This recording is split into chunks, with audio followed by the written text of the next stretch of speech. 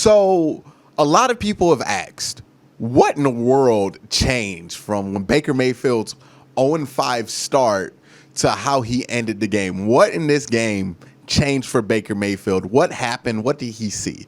So today we're going to look at the film and try to figure out what happened. Real quick before I get into this film, please don't forget to hit the like button, hit the subscribe button, and ding that notification bell so you can be notified. Also, you know what time it is. It's time for the dog checks. First one goes to Greg Ehlers, Robert Gentry, Patrick F. Austin, Mark Burnett II, Andre Griffin, Otis Wolf, IT Rex, Jesus Serrano, Seth Harrison, the Picktown Browns Backers Club, and the Max Owl Dojo. Dog check. All right, now let's break down this film. Hey y'all, welcome into the film room. Turn the light off and make sure you got your notepad out and all that stuff. Also, if you can, because this is probably gonna get demonetized by the NFL, if you can support this channel by sending a one-time donation via PayPal, that will be greatly appreciated. But let's get into this film work. This first play here, we're gonna look at some of Baker Mayfield's incompletions to see what changed from the start of this game to the end of this game that made Baker end it so strong here, right? This is the interception. And we're going to look here to see even if this was the right read. Top of the drop. And that looks like, where he ends up with the ball. Now, look. Cincinnati was in this look all day. I don't know why they didn't get out this look, but they were in this look all day. And this is known as cover one. You got the one safety up top. And then they pretty much man up everybody else. And then sometimes these guys would be in zone, the linebackers. But right here, what you got is a one-on-one matchup with Darius Phillips and Odell Beckham. You like that. And you're going to see Jesse Bates goes this way. So that ball should go to Odell. Like, that's a good decision by Baker Mayfield. It's just poor execution on his part, as you'll see here. Yeah, see, poor execution. The ball just didn't go to the right place. And Baker ends up throwing an interception right there. That ball is behind when it should have been high and out. Unfortunately, Odell tears his ACL on this play as well. Like, this is double bad. Not a terrible read. It's just terrible execution here. Baker, no excuse to get that ball out like it did. Maybe he was injured still, but he played well for the rest of the game. But relatively clean pocket. Doesn't get disrupted on the throw. And this ball is just going back shoulder to Darius Phillips, of all people. Odell doesn't even have a chance to make a play here. I think he was trying to put this on Darius Phillips' head so Odell can kind of jump over top and pluck it from him. But, he didn't even need to do that. He could just went over top with him because Jesse Bates wasn't up top. Kind of an unnecessary risk that Baker went with there, and it had its negative consequences. Right? Picked. Odell tears his ACL. This is bad. Not the wrong decision, not the wrong read, but just bad execution with the throw. But again, of those 5 incompletions, it wasn't all Baker Mayfield. Other guys weren't executing around him. This play is a little bit of a screen to Kareem Hunt. What they're going to try to do here is recognize that the Bengals are running again in this man set. They're going to try to get everybody to clear out this way. So fill up this side of the field so you can have this side of the field empty for Kareem Hunt to catch a screen here and pretty much go off there. And it's going to be there. It's the right look. It's the right play call. Just again, the execution was pretty poor. And this time it's not on Baker. It's on Kareem Hunt.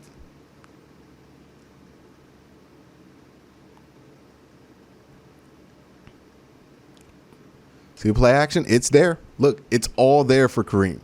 All there. The ball's right at the right spot. You see the ball hands right there. Good spot for the ball to be at. That's sealed. All this is just open. Everybody's biting this way. Jesse Bates is all the way up here. The closest Bengal to make this play is either Carl Lawson, who's not going to chase down Kareem Hunt. This guy's blocked. Maybe 2-4 runs across the field and catches him, but I don't think he's that fast to do that.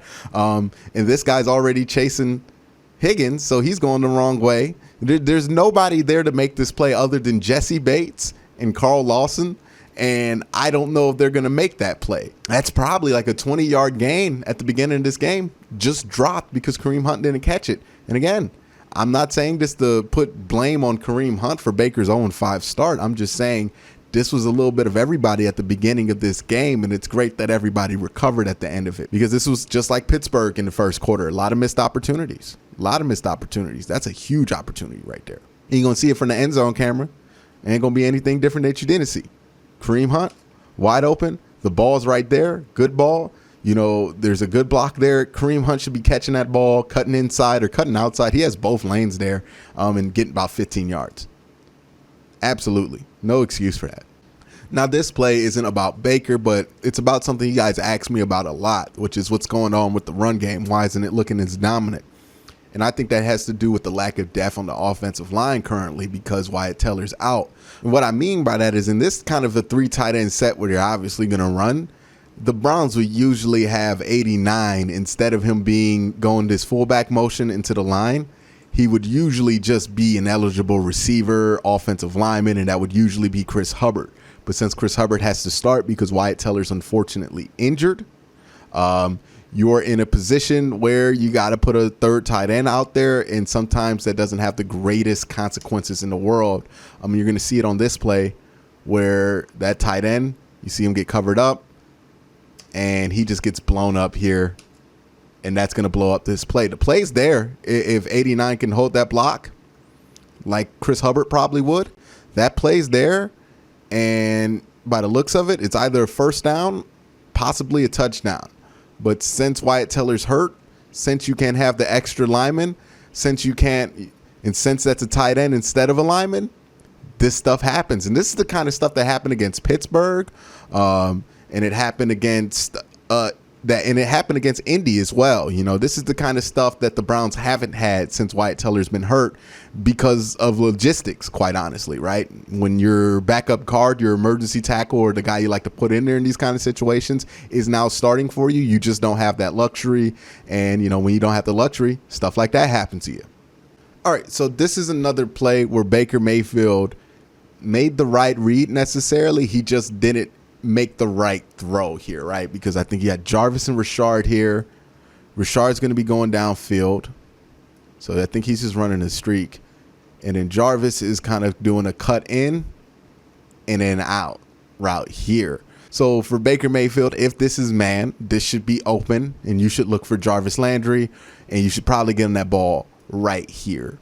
But unfortunately, he makes the right read. He makes the right decision. He just doesn't make the right throw. And look, they're in great position to make this play. This is a great play call by Kevin Stefanski, not great execution by Baker Mayfield here. Because look, right when Jarvis is ready to make that cut, you got two options here, two really good options if you're Baker Mayfield. One, you can just throw with some anticipation and get that ball about out here at the numbers to Jarvis because you know he's going to be able to break. Because look, 21 is going that way, and you know Jarvis knows he's about to cut out here. Also, you caught this DB looking in the backfield a little bit too much, and look, Richard's about to slide free here, so you got a little bit of a window in these like 4 yards. If you want to line it in there to Richard, he would catch it, and you'd probably get a first down that way. But you can also get the first down the easy way by just making the easy throw here with Jarvis doing all the work. But unfortunately, again, doesn't capitalize on it. And Jarvis does not get this completion. Ball late, you see?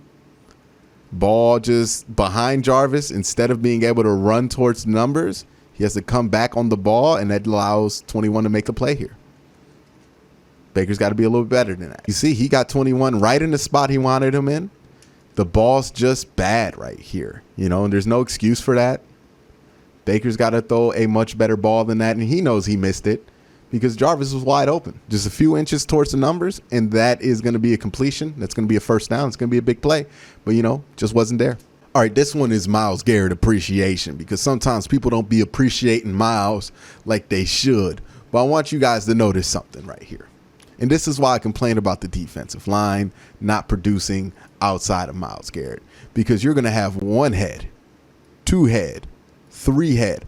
All three of these guys in some way, shape, or form are going to be trying to stop Myles Garrett. They're going to be unsuccessful, but all of these guys are going to at one point in time try to stop Myles Garrett, and none of them will lay a finger on Myles Garrett. And by the way, when those three guys are occupied on Myles Garrett, that means pretty much free run for Larry Ogunjobi up the middle, and then a semi one-on-one opportunity depending on what Gio does. But still, the defensive line here outside of Myles should make some plays here. But just look at what Myles does here. This is just incredible. This is why Myles is the best defensive end in football. Look at this. I don't know if y'all saw that, but let's slow it down. Put it in slow motion. You see Drew Sample tries to get a chip. He knows that ain't happening. Miles just moves out the way. They're lined up on top of each other. Miles just does a nice little Euro. And then look, 74 and 60 are locked in on Myles Garrett. They're really not worried about anything that Larry Ogunjobi has to say right now. And they both just, look at this, plant the foot in the ground, get your hands off me, 74. And look, it's like a Madden glitch. Like these two dudes are just chasing him and nobody has laid a finger on him. This is the magic of Myles Garrett. This is a triple team. That's supposed to be a chip. He gets out the way and just Euros. I've never seen stuff like this before. Euros, two offensive linemen. This looks like a glitch Madden's got a patch right now that Myles Garrett just did to these folks. And look at this. This is more ridiculous. Look, Sheldon Richardson has a clear path to Joe Burrow right here. Look how far behind Myles Garrett is to Joe Burrow. And look who ends up making the sack. My goodness, Myles Garrett. Myles Garrett's special. Myles Garrett's a phenomenon. He's the best defensive end in football. I don't care what any of y'all got to say. Your favorite defensive lineman cannot do what Myles Garrett just did there. All right, now back to the Baker Mayfield stuff. And this is the Baker Mayfield stuff when he started hitting. And what was the most important thing for Baker Mayfield? Not that he wasn't seeing the field, but that he was finally hitting with accuracy right here. And that's exactly what he did here. Also, the eye discipline by Baker Mayfield's pretty impressive here. And look, since he's going to go with the single high look with Jesse Bates, and I think they're saying, Jesse, you're going to be like Earl Thomas. I want you to read Baker's eyes because I think Baker is a one-read quarterback. I think that's what they went into this game thinking, is that Baker's not going to hit his second read. Baker's not going to do any eye manipulation or eye discipline stuff. Baker's not going to do that to you. So if you watch his eyes, you're going to make that play. And boy, that was a drastic mistake by Cincinnati this week because it shows right here, Akeem Davis-Gaithers, Baker Mayfield. Baker's going to be able to make Gaithers hold this ground just a second longer than he has to. And it's going to open up a teeny tiny pocket here to Harrison Bryant, who's coming across the field. And that's how they're going to score. So let's hit play. You can see Harrison Bryant come in motion, take 24 with him. So you know it's man. And then you see right there, Baker at the beginning of this drop keeps his eyes on the left side of the field, holds Gaithers just a little bit.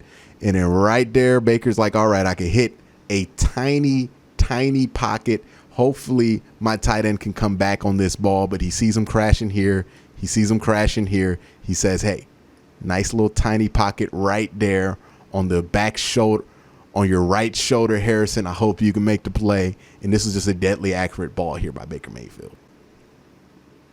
Great accuracy there. And you're going to see it here from the end zone camera as well. Baker holding Gaithers, looks him off, and then boom, immediately goes right there, fits in that tiny little pocket. You see how tiny that pocket was to fit that ball in there? That's a great play by Baker Mayfield. That's creating windows by Baker Mayfield, and that's playmaking by your quarterback. That's not just a play being there and him making it. That's playmaking specifically by your quarterback. And that's why what Baker Mayfield did this week was so impressive, because a lot of these plays weren't there for him. He made them happen. This was great football being played by your quarterback. Again, when it comes to creating plays here, you're going to see a back shoulder throw. Nice little look. Nothing's there at the top of this drop. Nothing's there. You got the single high. Everybody looks to be covered. But, you see this guy chasing Rashard a little bit. So you're like, all right, maybe I can beat him back shoulder. And you just do it. And you create a play there. That's playmaking by Rashard and Baker. Great chemistry, making great plays. But that play was not there. I want y'all to see Baker Mayfield in the pocket here. Stayed calm, stayed cool, good footwork, great ball. All right, so this is one of Baker's best plays of the entire day here, in my opinion. I think this is where he truly playmaked here. What you see here is Baker sees again, cover one, Jesse Bates. He knows that he's going to have Njoku come up the seam here. And he knows that if he has one-on-one coverage, he likes the one-on-one with David, and he knows that he could throw it up there. David might be able to make a play on it. All he needs to do is get this guy, number 30, Jesse Bates, out the way. And how Baker does that is pure eye discipline. Again, pure playmaking by your quarterback, and it's great to see here. You see how Baker is looking all the way to the far right end of this field, and it just completely draws Jesse Bates there. You see Jesse Bates is already chasing, looking towards those two routes. completely falls for what Baker Mayfield is doing to him. And look, once Baker realizes that Jesse's all his weight is going the wrong way, he turns them eyeballs back over, looks at David Njoku, and gives him the play to make it. And David makes the play there. That's great eye discipline, great ball placement by Baker Mayfield. Again, look at Jesse Bates and then look at Baker Mayfield. That's the matchup. I want you to watch this guy and watch Baker's eye, watch that helmet stripe, and you're going to see Baker Mayfield, the Cleveland Browns quarterback, make an absolutely great play. Look at this. Look at this. Look at Jesse Bates completely bit on them eyes, ran the wrong way, and cleared up this spot for David Njoku to make this great play here. Eye discipline, ball placement, it was all there on Sunday for Baker Mayfield. Great playmaking by your quarterback and great way for your tight end to jump up, make that play. Again, other ways Baker Mayfield was making plays out there other than like running around or scrambling around or breaking the pocket, you can make a ton of plays just by staying in the pocket. And this is a prime example of somebody making a play by just staying in the pocket here. And Baker Mayfield does exactly that. Just by climbing the pocket, he opens up a lane here. Now, look what happens. When he's at the top of his drop, he's looking for Higgins here. Yeah, he's at the top of his drop. He's at the top of his drop. He's looking for Higgins here, but the problem is Higgins is covered, right? Higgins is going out, but this guy's on him. This guy's on him. Jarvis is open, but that's a minimal gain there. You're looking for a little bit more on first down. So what Baker does is he just gets to the top of his drop, and he decides to do something that I've been begging him to do all season, which is step up. And look, when he steps up, this linebacker, watch 57, steps up with him, worried about Jarvis and Kareem Hunt right there in the flat, and opens up a nice window for Rashard Higgins to get this ball, right? Now that window is nice and big.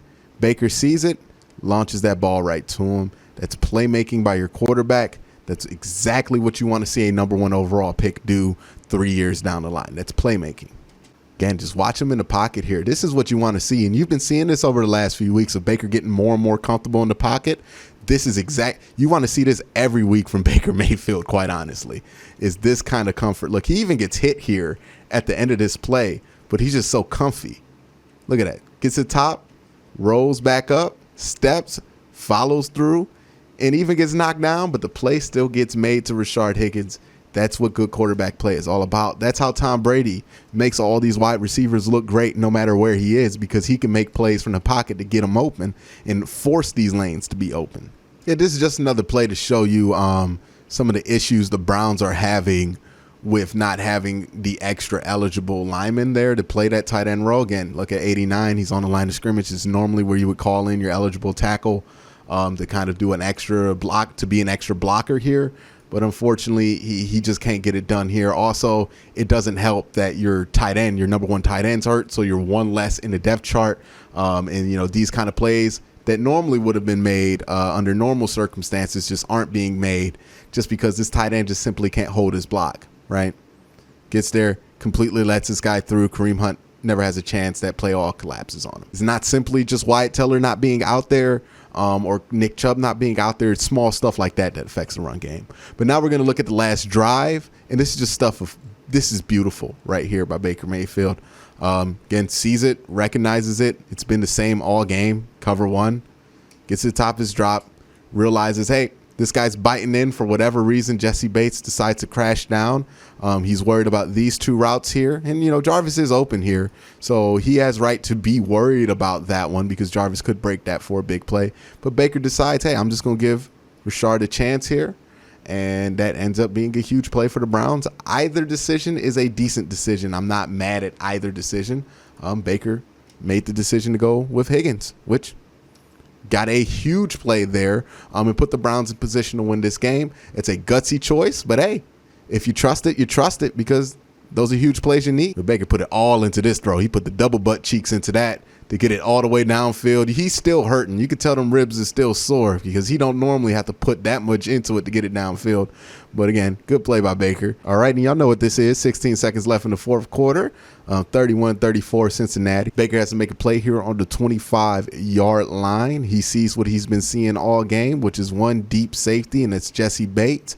Jesse gonna line up on the left hash, so Baker knows that he has this right side of the field deep open if he wants it, because Jesse is not fast enough to crash there. Now, why Jesse decides to cheat that end, that's probably in the scheme.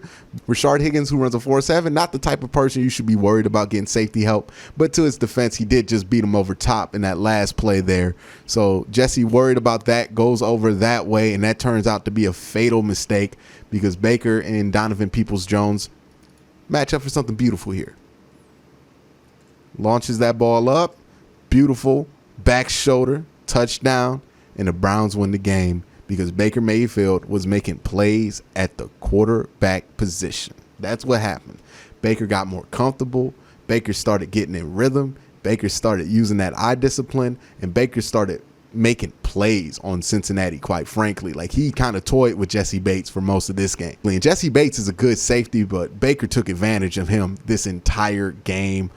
This is good tape for Baker. There's a reason why his PFF grade was in the 90s, because this wasn't just finding open guys. This was making guys get open. This is the best game Baker's ever played in his career. And if this is anything like what he can play for the rest of his career, because strap up, because that what you saw from Baker Mayfield in this game, and it was against Cincinnati, was what top tier quarterback play looks like. That's what top 10 quarterback play looks like, what Baker Mayfield did against Cincinnati. But we'll see if he continues to look like that moving forward. But this is definitely an encouraging sign, because this wasn't even rookie year Baker. Rookie year Baker was not this good. This was something else. But that's it for this film review. Let me know what you guys thought in the comment section down below. And again, if you want to discuss this with me or discuss anything else with me, join me in the Flick Chat. Links in the description. So shout out.